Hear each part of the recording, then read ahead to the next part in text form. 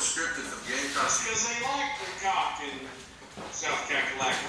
But whatever the skit was, there was a standards and practice issue, and it was nits. So Triple H in his promo acted like the mascot had agreed to do something and backed out, noting that somebody told the mascot it wouldn't be good for his image.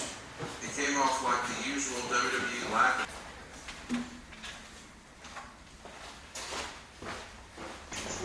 And you know, the funny thing is it's all these guys that are Weeks ago, when she was in New Jersey, an autograph signing, she was hurt, but also did not break her hip.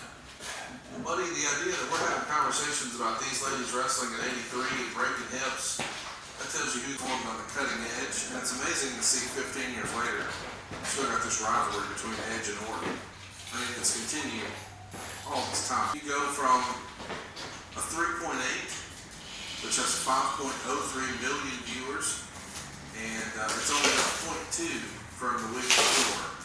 So we're pulling out all the stops, but still, people are saying, oh, it's a disappointment. It's over 5 million folks, but that's a hell of a crowd. Yeah, I don't view it as a disappointment. I don't know who viewed it as a disappointment.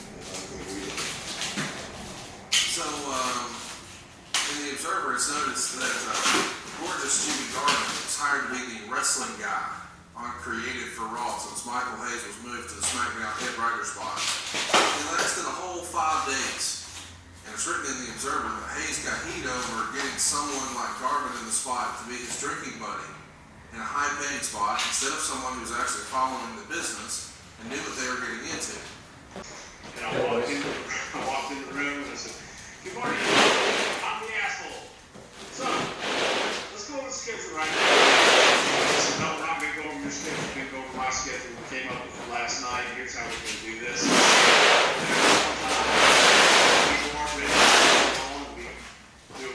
We're not going to do this, we're not going to take time. Have everything ready to go. We're walking everybody through this, and this is military time, and that's it. The movie will start at exactly 5 all of our stuff done afterwards, and every time the movie was 7:15.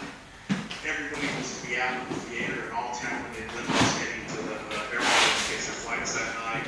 And then Cena and I would stay and do everything else with everybody else. It's insane.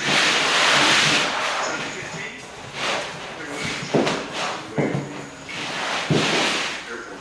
They all get flights. So it worked out. And it was the only time in my life. Now I get blacked out. We're celebrating.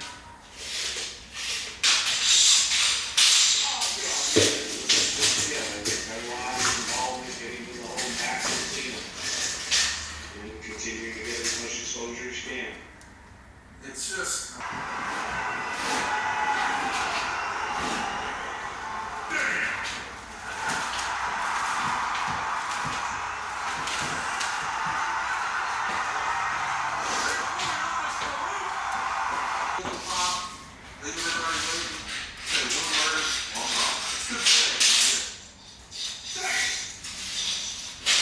This is from the Observer. James pinned Molina in 3 minutes and 47 seconds with a DDT. Match was good by WWE Women's Match Standards. These two have a past of disliking each other from OVW, and James was clearly rubbing it into Molina that she got to go over. Jim Duggan here backstage. That's a real thing.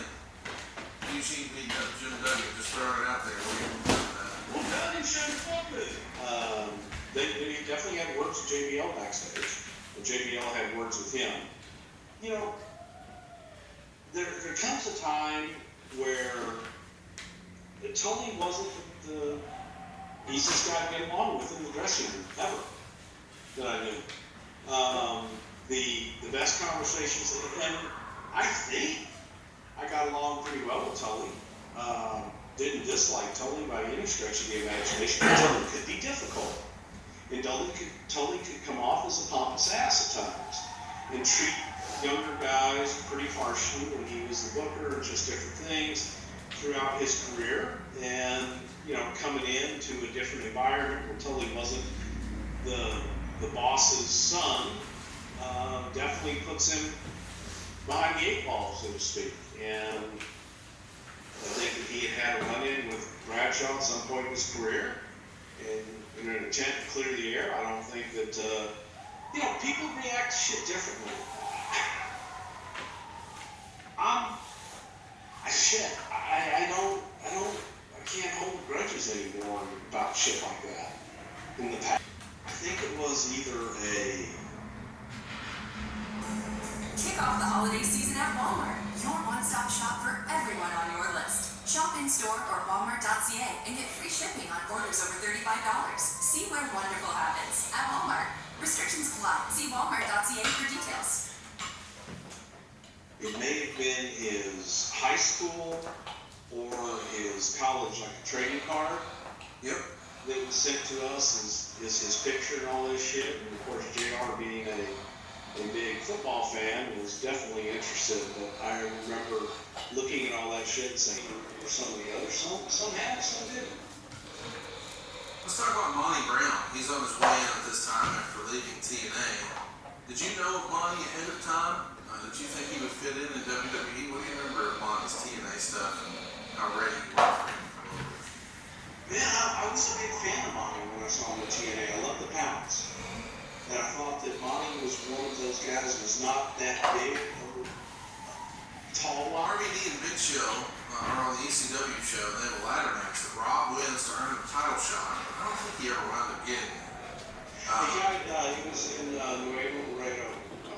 Remember that Wednesday after came after the Tuesday before that Thursday? Yep. Yep. So, what do you remember about Big Show in this match? I only bring it up to people, and I'm curious is that this folding thing, which is what makes the concept unique.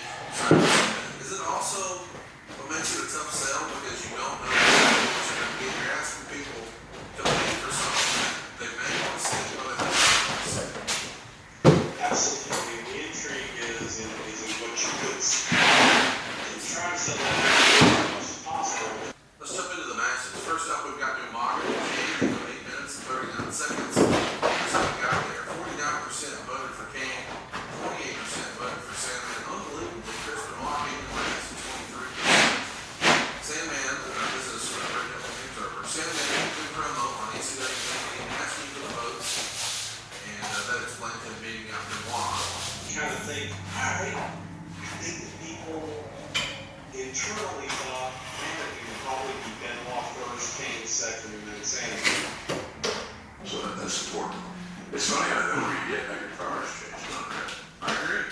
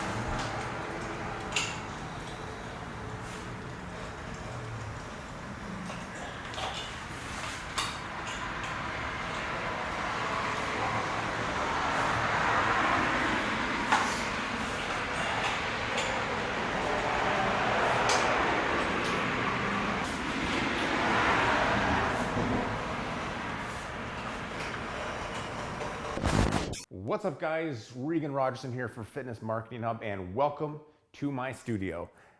We are pretty darn close to ready to shoot in here now. I laid out the flooring today. It's a vinyl hardwood imitation flooring, which you saw.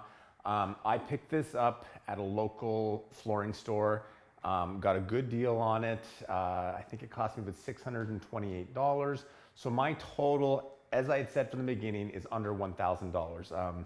I'll probably put the official amount on the screen here somewhere, but it was in the area of $350 for the panels, and this was like $628 or something like that. So under $1,000 turned this from a bare bones, bland garage into a perfectly functional studio for fitness videos for YouTube, for vlogs for YouTube. I can also do business stuff in here. I can do corporate interviews and things like that. I can bring down, you know, black backdrops and things.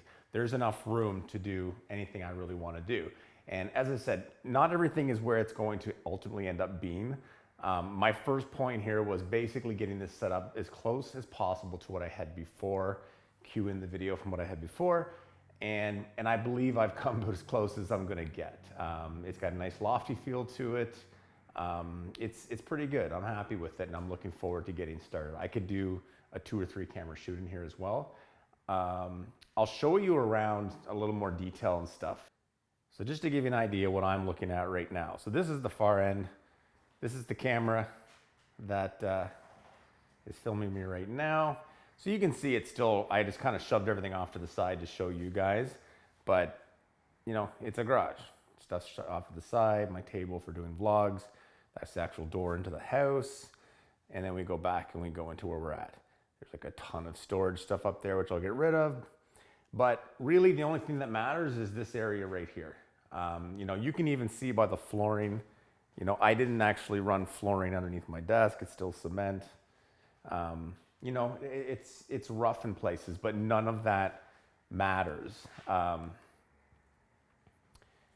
of that matters. What matters is what you're seeing right here. And for somebody who's going to do one of my videos, right off the bat, I hope they barely even notice the difference. But it's nice, it's bright, it's well lit, and it's clean and it's spacious, and it's basically saving me $2,500 to $3,000 a month on my former agency, which is pretty important because this whole thing is about me making YouTube the priority going forward. What goes along with that is lowering expenses and upping productivity. So that's what I'm doing, and this is it. This is the real deal going forward. Hopefully you guys like it. Let me know your thoughts. Again, don't hire me to renovate your house. I am not a carpenter. I basically just did the best I could with very limited tools and limited skills, but any one of you guys can do this. As I said, you got a garage you're not using, you're looking for space to make a dedicated room for your YouTube channel, use your garage. You know, the only things that I've got going here that you might not have are the lights. You can get very good quality lighting kits.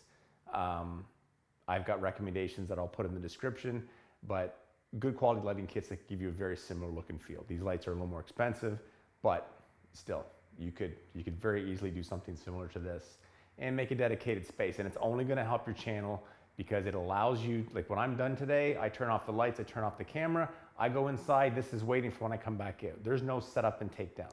This room is dedicated for this. That's what it's here for, and that's what I'm gonna use it for. So anyway, that is all. Wanted to show you guys around. I hope you like it. And new videos coming up next week. Back to kind of the regular style videos, live stream, stuff like that. But thank you for letting me do this little sidebar vlog showing you kind of behind the scenes of my transition to being a full-time YouTube guy. I may do some more. We'll see. We'll kind of see how these ones do. But you guys let me know your thoughts. Take care. Have a great week. Have a great weekend. And I will talk to you soon.